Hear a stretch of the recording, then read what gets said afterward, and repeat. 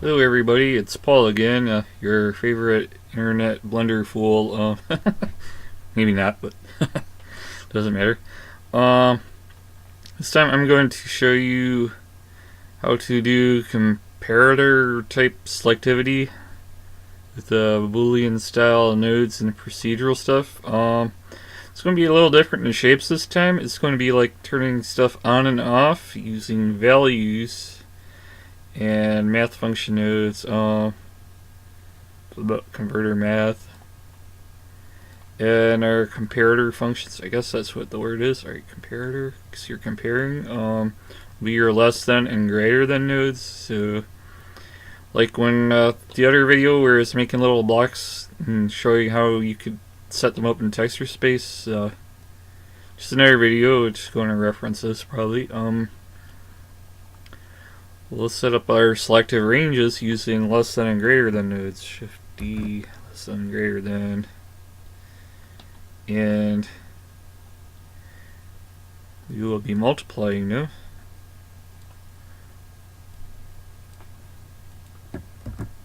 So if both conditions are true, then yeah.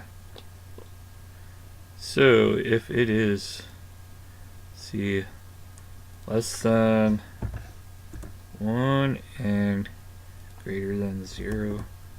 So greater than.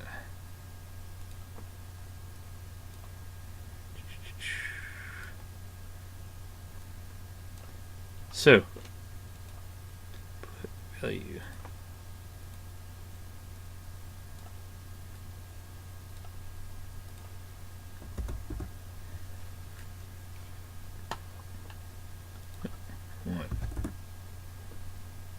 So let's set up a condition, right?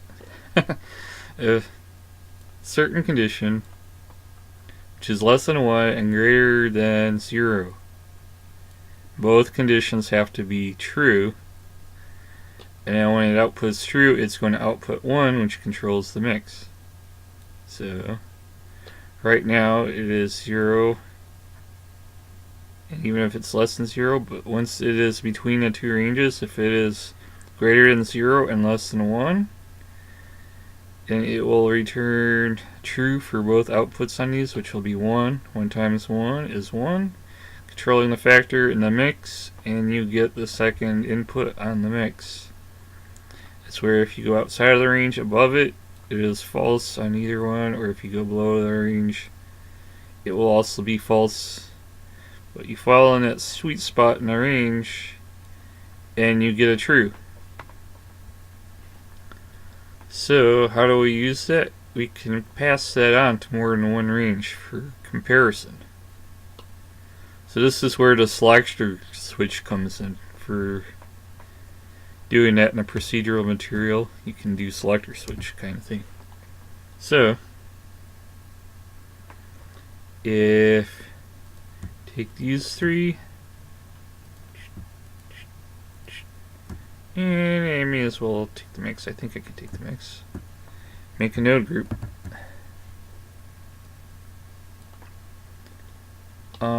We can set up ranges. I'm going to do numerical ranges. Go add, or well, I can just duplicate these and change the modes as needed. So I'm going to add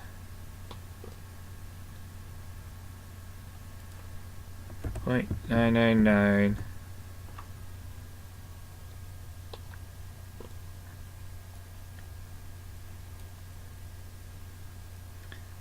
I'll make this value 0 for now.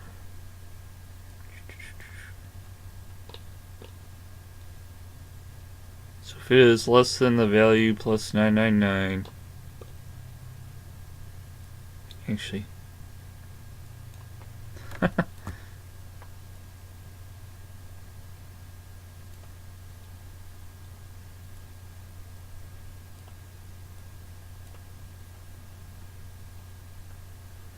greater than value.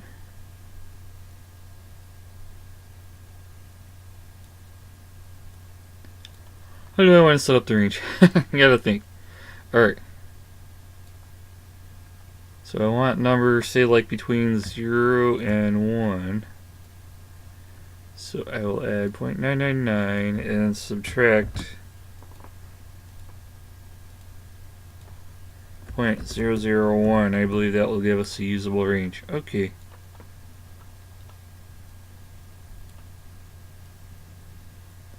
So we'll use this value as our set point and this value as an input value.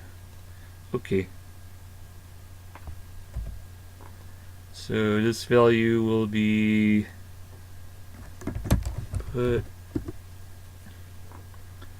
and the next value will be our set point or set range, but it's going to be a set value, I guess. We will output color. We'll also have 2 color inputs, and I'm probably going to want to have an input bypass. So this one and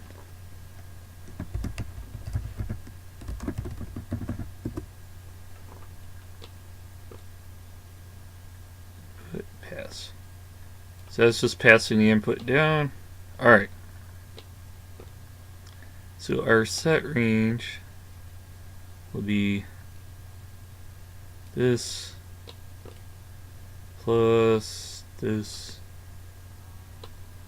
and we will compare our greater than and less than to that, and our inputs will go here.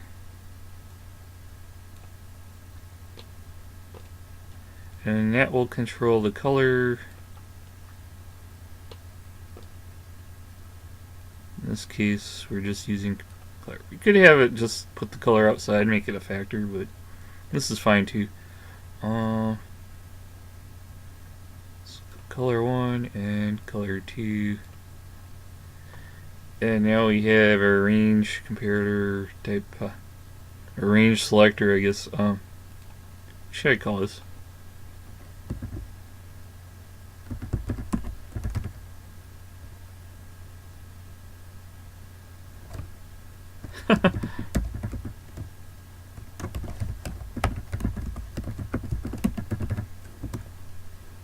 So, if we set our value to 0,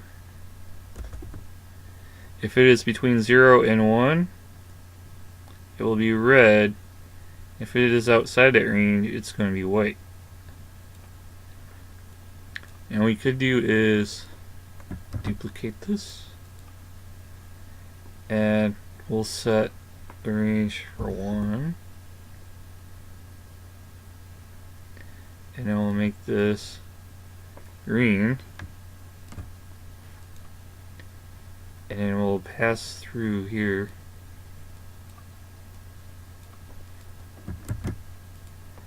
and pass through here as well, and let's make this one 2, and we'll make this one blue. It's just like red, green, blue, and because we're passing through that input value, you only have to control the value from one here. So if I am between 0 and 1, we will get red. If I am between 1 and 2, we should get green. So look at that. And I go 2 and above, it will be blue, and then 3, and now it's back to white because it's just passing through that color. So what can you do with that? As you can see, you can select different colors with a number, so that's kind of neat. But then you go outside of the range and then it's not there anymore.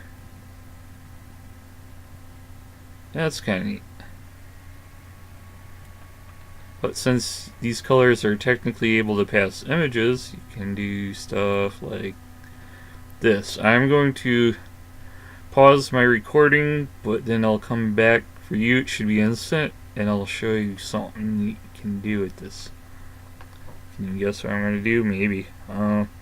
So it should be in a second for you, but for me, I'll set stuff up. Okay, back again. Can you guess what I am doing now? All of this. And that's a set of comparators, and I'm using them to select different images in all of this. So every one of these images is different. And if you guessed it had something to do with that car engine image thing going on there, you'd be wrong. Alright. But you could do something like that. You could do frames of an animation or whatever. For a slideshow, it'd be fine. But I'm just doing something very simple. So, between 0 and 1 is 0. Between 1 and 2 is 1, and so on. Up until 9. And it goes back out of range. You're going, okay, that's kind of interesting. And of course, I could make all of that into a node group. You could do that. You want to make a node group out of that? So, all of this could be squashed down into a node group.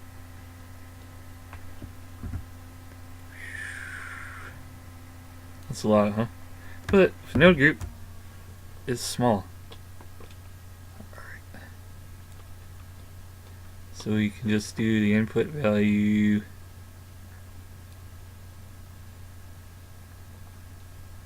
and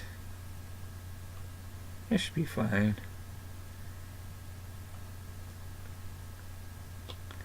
And then we can just make a vector input for all the image space.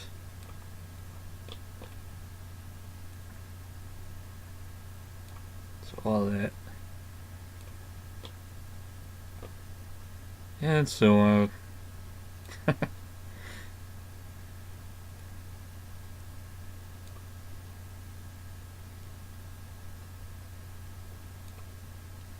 And so on. So you could just branch it, it's all the same input.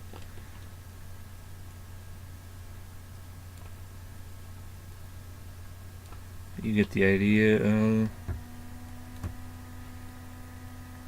branching there. There, all the vectors for the image are tied in. And go back out. Now I don't need all this space. Oop, I need to squish it. So this node group now counts numbers, at least between 0 and 9, and then it stops. So how do we get it to continue, at least in the positive direction? Here's another trick. Maybe I'll add it to the input. And it's going to be another converter math node. And it will be the modulo function, and I believe it will be, is it 10 or 11? I think it's 10.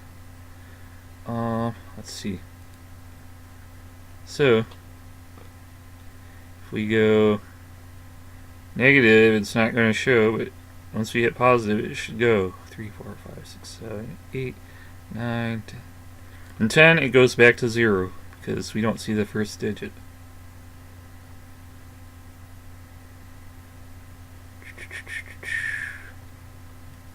So, can we still use this in an interesting way? I think there is. So we can go add converter, or not converter, vector mapping.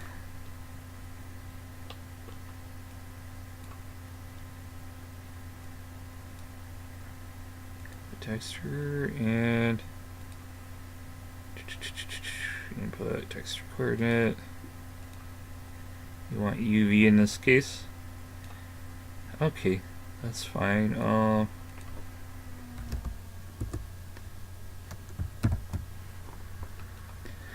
be fine, and we're going to scale this down a bit.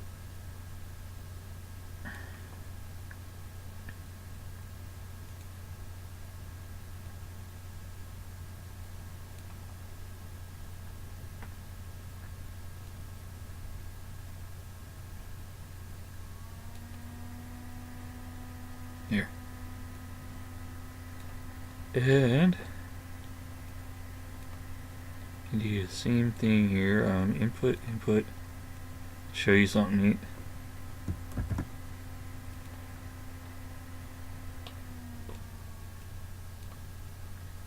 And add input value here. And we'll probably want to do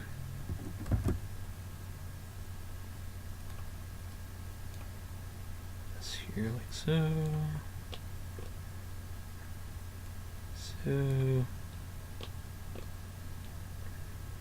And we'll want to do a mix RGB add, I believe. That. So color, mix RGB.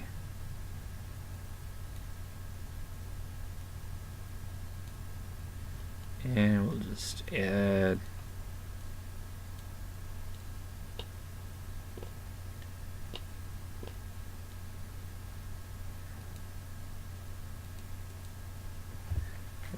what's it doing? No. Maybe it's multiply? Yeah, that could work. Oh.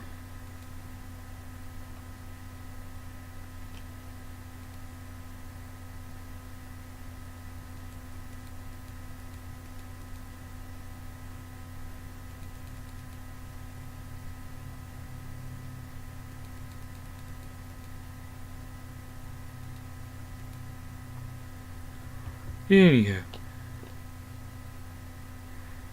not sure how to do that exactly. Regardless, you can see there are 2 digits now. And what I am going to do is for math. This one I will divide by 10, and then we'll do a value here. And this one will be divided by 10. And then this value will go into there. So now we have 2 digits. And this one is divided by 10, so it's going to be a tens digit. This one is just a single digit. Yeah, I need to figure out the spacing on that, but I'm not worried about that right now. And so less than 0, nothing. 0, it starts counting. 4, 5, 6, 7, 8, 9, 10. And then it keeps counting all the way up to 99. And then it goes off the... And it'll just start repeating. Isn't that neat? That's some stuff you can do with the selectors. Yeah, and then it just starts repeating after 99. But you can do some cool stuff that way, and I thought I'd just show that. So it's like a selector, but you can use it for counters or frames, or changing modes of what is displayed in your texture. So it is like a selectivity function as well as doing counting, or toggle. So you can toggle different things in your textures by passing a value through or inputting a value. And that's pretty much what I wanted to show here. And the counter example, it's a little sloppy, but it still sort of shows the idea of what's possible, so I thought I'd pass that along. And have fun with it. Alright, later.